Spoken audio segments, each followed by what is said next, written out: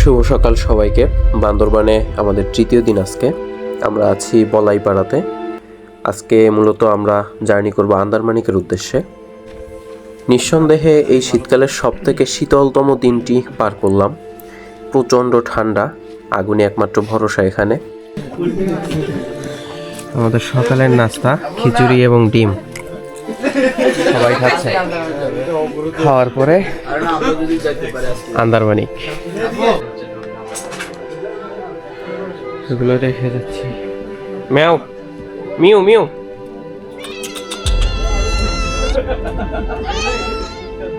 Tata. ওকে, এবার বলেন কেন যাচ্ছেন না?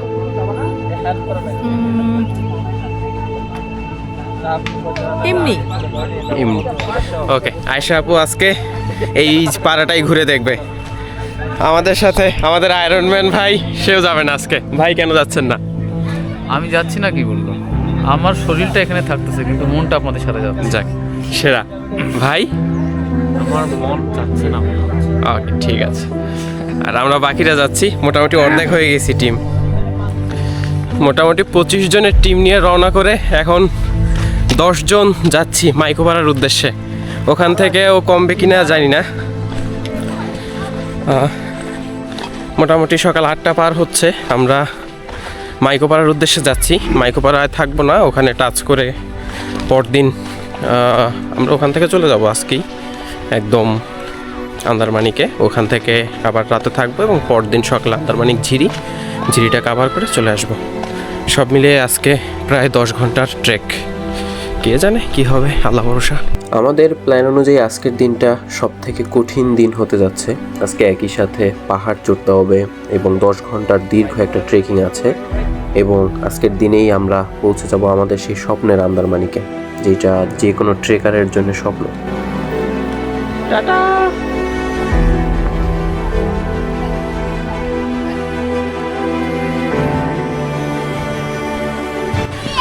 বলাইপাড়া ছেড়ে ট্রেইলে নামতেছি সবাই।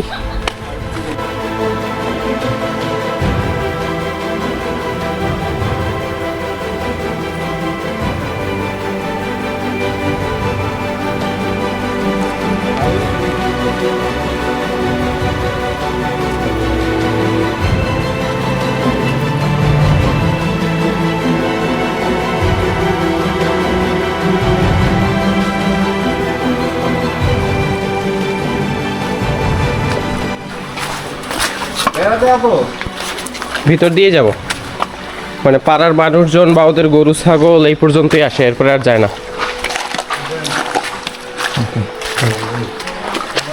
মানে ওরাও ওদের রসদ সংগ্রহের জন্য এই পর্যন্ত আসে আর কি। আমরা ওই সীমাও পার করতেছি। ইঞ্জিনিয়ার সাহেব উঠে যান। ভিতরে ঢুকে যাবো? ঢুকতে পারবেন? হ্যাঁ ভাই, একটু ব্যাগ ধরেন।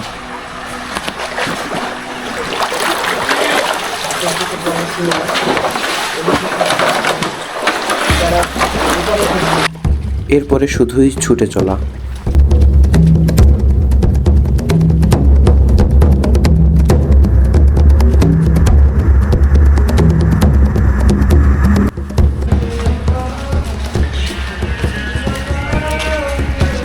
মায়াবী শাইনপ্রা ঝিরি। আমরা শাইনপ্রা ঝর্ণায় আসি অনেক সময়, বর্ষাকালে বিশেষ করে। সেই নামে নাম, শাইনপ্রা ঝিরি।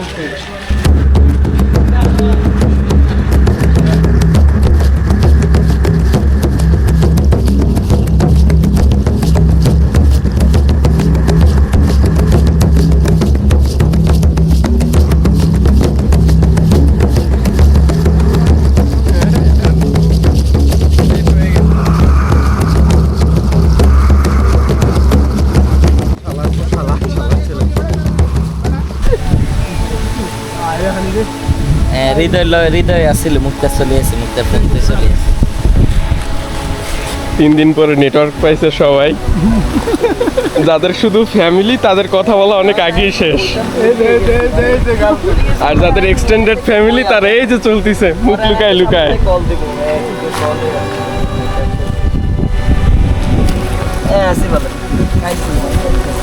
5-6 দিনের ট্রিপে একদিনের জন্য এই 1 ঘন্টার জন্য নেটওয়ার্ক পাওয়া যায়।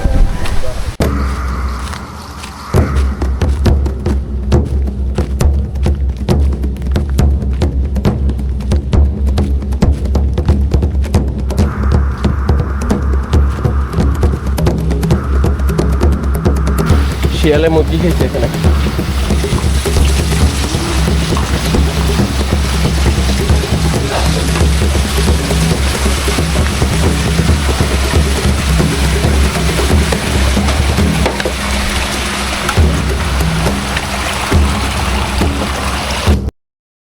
মাইকোপাড়াটি একটি বড় পাহাড়ের উপরে অবস্থিত। সেই পাহাড়ে ওঠার আগে এটি সর্বশেষ জায়গা। এখানেই পানি রিফিল করে নিতে হয় বা পাহাড় চড়ার প্রস্তুতি নিতে হয়।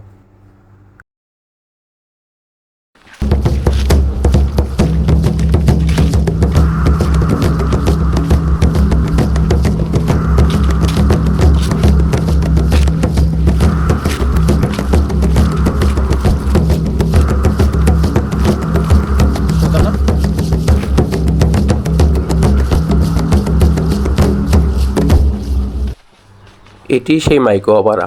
তবে এই মাইকোপাড়াতে থামা বা ছবি তোলার অনুমতি আমাদের সেভাবে ছিল না। আমরা সেই ইনস্ট্রাকশনটাই ফলো করছিলাম। খুব দ্রুত পাড়াটি পার করে চলে যাচ্ছিলাম।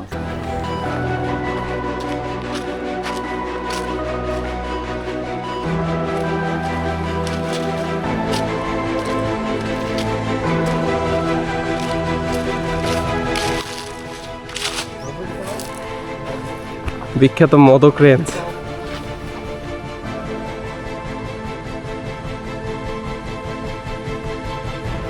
এভাবে হাঁটতে হাঁটতে মোটামুটি দুপুর গড়িয়ে বিকাল। তো আমরা সাময়িক একটা নাস্তার বিরতি নিয়েছিলাম, শুকনো কিছু খাবার এবং পানি।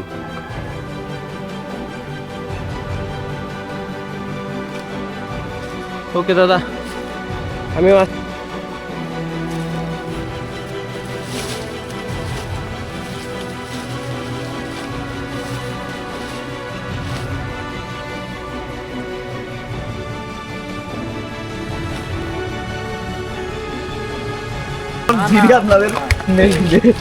লাখ লাখ টাকার গাছ, পাহাড়ি সম্পদ কাটতে নিয়ে যেতে পারেন। হ্যাঁ কাটছিল, বাট নেওয়ার সময় হয়তো বনিবনা হয় নাই, এখানে পরে পরে পচতিছে এখন।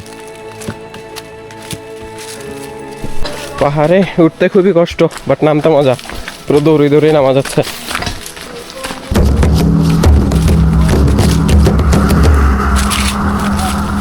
আমরাও দেই ট্রেকিং এর ম্যারাথন। এই ডানহিলটায় নামার সব থেকে মজার ব্যাপার হলো নামার সময় চোখের সামনে ঠিক মদক রেঞ্জ। পাহাড়গুলোকে হয়তো ক্যামেরায় স্পষ্ট দেখা যায় না, বাট নিজের চোখে খুব সুন্দর দেখা যায়। মনে হয় যে এই পথটা লম্বা হোক। যতগুলো পথ ছিল আপহিল ডাউনহিল, এই একটা মাত্র পথই মনে হয়েছে যে এইরকম চলুক আরও কিছুটা। চোখের সামনে অনেকগুলো পাহাড়। অবশেষে আন্দারমানিকে প্রবেশ করলাম। এখন যাব আন্দারমানিকের নারিশা পাড়ায়, যেই পাড়ার নাম থেকেই নারিশা ঝিরির নাম। সেই সুন্দর নারিশা ঝিরি অনেকটা ক্রিস্তমের জঙ্গলের মতো, শুধু মেঘটুকু নাই।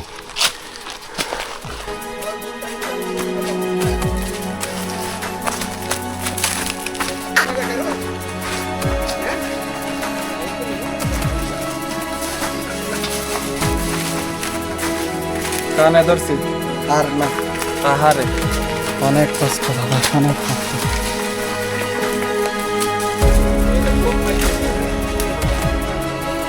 টান দেন তো, টান দেন। হ্যাঁ দেন না, মাথায় পড়বে, মাথায় পড়বে, ফেলে দেন।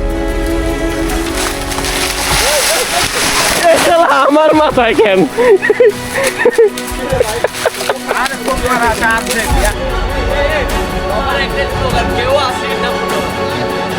আমরা এখন কোথায়? ওয়াও, পানি, নিতাম পানি, যে পানিটা খাই এই হচ্ছে সেই পানি।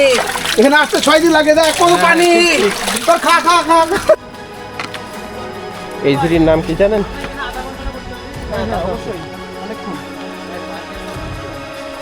নতুন ঝিরি। বিগত 20-50 বছর ধরে এটার নাম নতুন ঝিরি।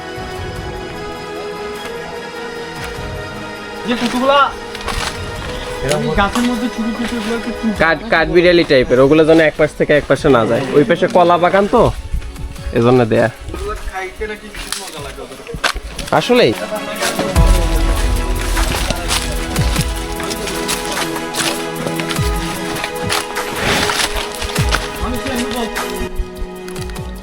পাহাড়ের বড় বড় গাছগুলো কাটার একটা টেকনিক, ওরা কিছুটা এইভাবে ক্ষত তৈরি করে রেখে দেয়, দেন পোকামাকড় এই অংশটা গর্ত করে একটু ছোটো করে ফেলে, তখন কোনো ঝড় বন্যায় ভেঙে পড়ে যায়।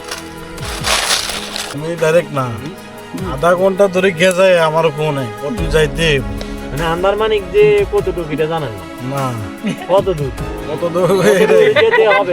আমি আমার ভাই ভিডিও দেখছি বুঝছেন, মানে ভিডিও দেখছি একটা ধারণা করছে হয়তো একদিনের।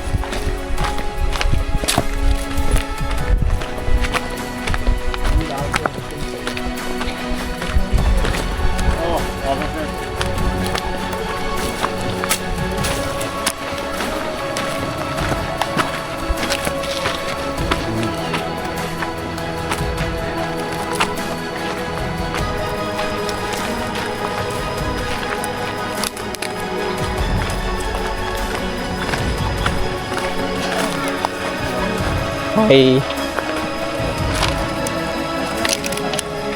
শীত পড়তেছে,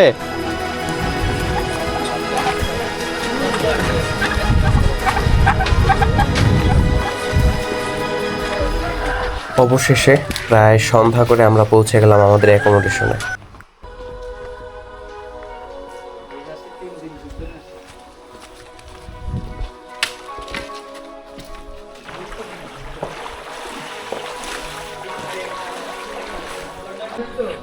বর্তমানে আছি বাংলাদেশের সব থেকে এক্সট্রিম ট্রেইল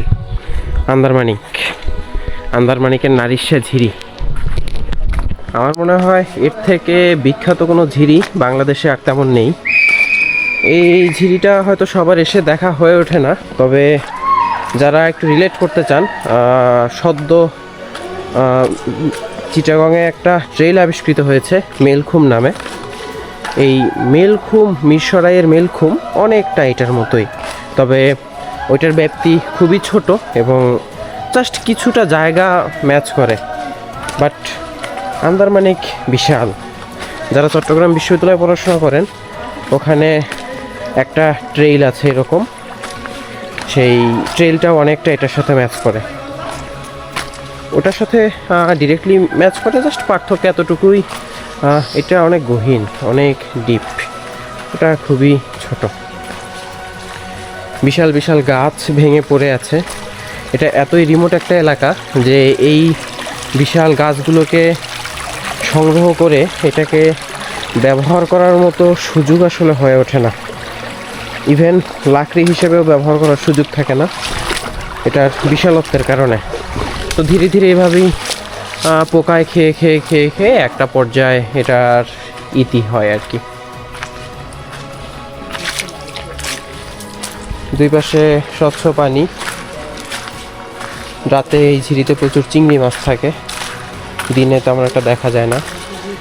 খুব অন্ধকার মনে হচ্ছে, এটার কারণ দুই পাশের খুব উঁচু দেয়াল, তবে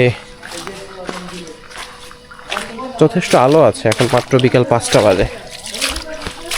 খুব প্রচলিত একটা কথা আছে, সেটি হলো আন্দারমানিকের এই ট্রেইল সবার জন্যে না, বা সবাই চাইলেও এই ট্রেইলটায় পৌঁছাতে পারে না। তার অনেকগুলো কারণ আছে। সব থেকে বড় ব্যাপার, এটা বাংলাদেশ সরকার কর্তৃক নিষিদ্ধ, এখানে ভ্রমণ করা নিষিদ্ধ। আপনি সরাসরি কোনো পারমিশন পাবেন না, বা ওই ব্যাপারগুলোকে হাইড করেই তারপর আপনার আসতে হবে। এটা তো অবশ্যই মেইন কারণ। এর পাশাপাশি যে ব্যাপারটা, আমি এখানে এসেছি আজকে আমার তৃতীয় দিনের বিকেল 5টা, আর তৃতীয় রাত চলে আসতেছে।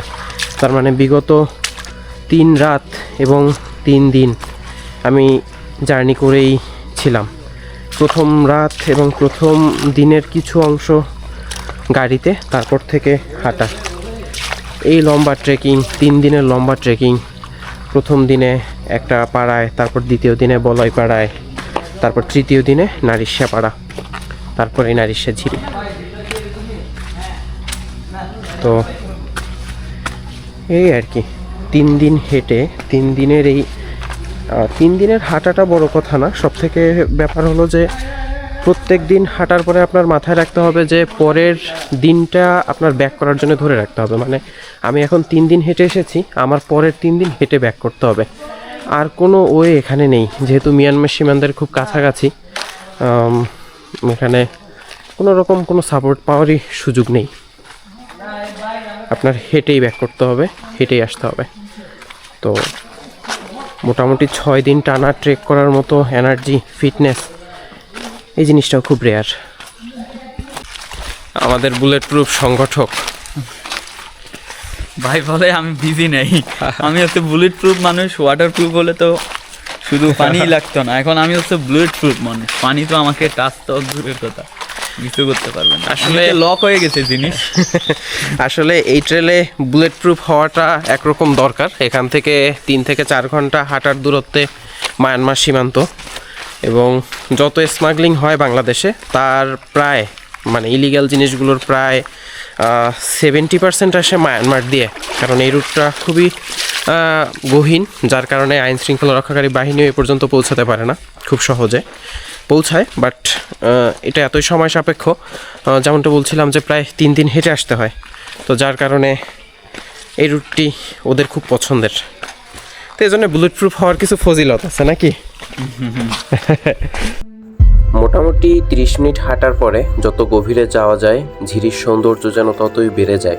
মন্ত্রমুগ্ধের মতো মানুষ শুধু সামনেই হাঁটতে থাকে।